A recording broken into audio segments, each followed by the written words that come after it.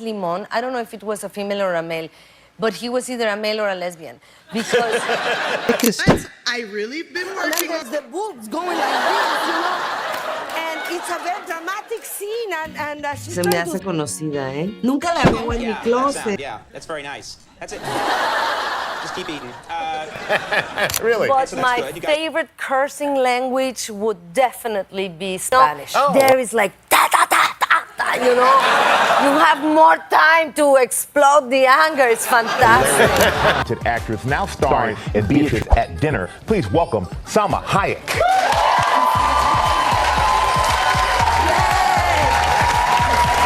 She carries one of the most unmistakable accents ever heard on a Hollywood stage. Bold, unapologetic, and entirely her own. But that accent is just the beginning, because alongside it comes absolutely no filter, no shame, and not even a trace of desire to make anyone in the room feel comfortable. No one else walks onto live television, says the most outrageous things imaginable, and somehow walks away completely untouched, leaving the audience in stunned silence and then erupting with laughter. Nobody pulls that off quite like Salma Hayek. Welcome back. I am here with Ali Ward. She's the host of the popular award-winning. Please welcome Salma Hayek. Pinot, everybody. I would do the smart thing to say, oh yes, when I had my daughter. No, it keeps getting happier. And you know, it's like during the year, there are peak moments where it's like, wow, you know, and then the other times it's like, oh my God, this is good. But there's not yet, except for one. Salma, welcome back to the show. Are you ready to meet some crazy bugs? I'm a little nervous, I have to say. All right, Ali, before we start, Most actresses invest years, sometimes entire careers, carefully smoothing out their accents and sculpting their personalities into something the industry finds palatable. Salma spent 3 decades doing the exact opposite. She held on to that accent like a crown, kept her honesty razor sharp, protected every bold and unfiltered opinion she ever had, and then quietly forged all of it into something far more powerful than anyone expected. A weapon so uniquely hers that Hollywood, even after all this time, still hasn't figured out how to defend against it.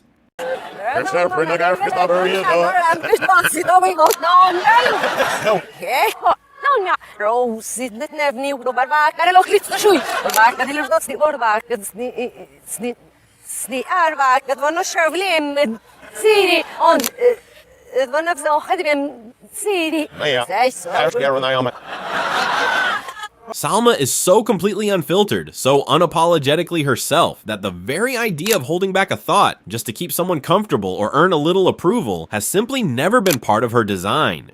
She doesn't reshape her words to fit the room. She doesn't soften her opinions to protect someone's ego. What she thinks is exactly what she says, and she delivers it with such effortless confidence that you almost forget how rare that kind of fearless honesty truly is. This is a big holiday for you, right? Yes, in my country it's the day of the love and of friendship. So what a beautiful day. Yeah, no? yeah. And in my house it's pretty big because it's an anniversary that I have with my husband, and it's also my daughter's Saint Day. Oh, I love that. Yes. So it's a big, Being a pig in front of our new it's a big priest. day. That's Father Alex to you. I'm Isabel. So, all that on the phone, that waiting for a sign stuff, is that a religious thing? She doesn't take herself seriously, not even for a single second. There's no carefully guarded persona, no polished version of herself she feels obligated to perform for the cameras. And somehow, that complete and total absence of self-importance is the very thing that makes her utterly magnetic.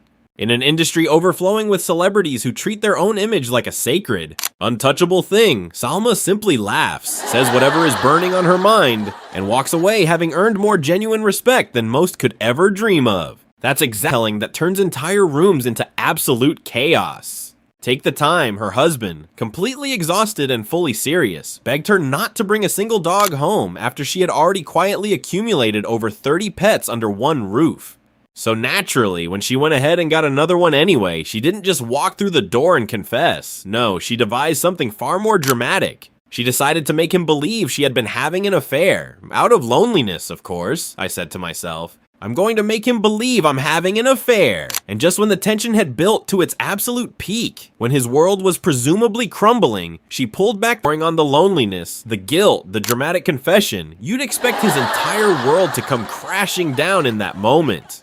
But here's where it gets truly priceless. After everything she said, after every carefully delivered word designed to make him believe the unthinkable had happened, his very first instinct, his absolute first thought in that moment of supposed heartbreak, wasn't even that his wife had been unfaithful. So you can relax. What am I doing with my arms? Okay. Let me go again. What's going on? You tell me what's going on. Somebody's knocking to the cruise ship tonight. What are you saying? Somebody's knocking to the cruise ship tonight. What?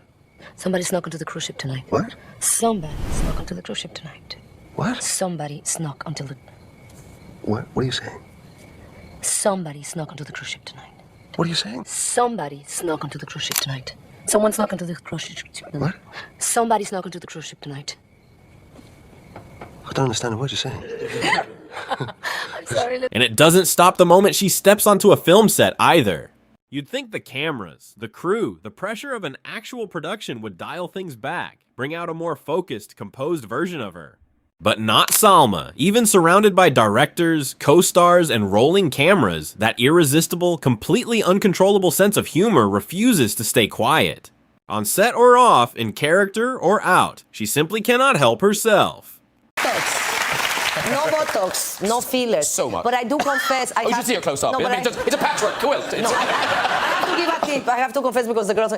I do pull my hair. You see this is like a, but here's a little bit pull and it's giving me a headache. But I am enduring it for you.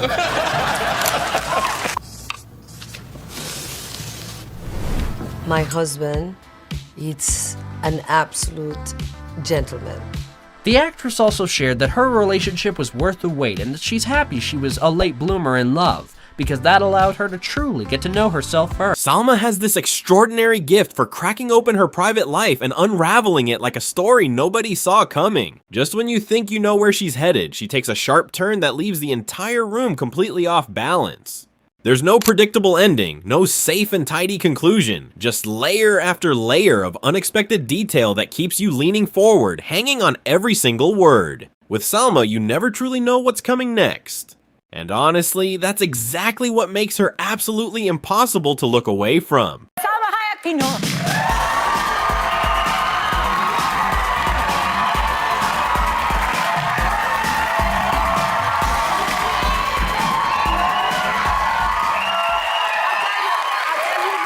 Julie was from exhaustion and not sleeping, so get ready. Whatever you need when you come here. You are my... I watched your movie last night. First of all, actually, I saw you once on a plane, and I didn't say hello. You were with your little girl.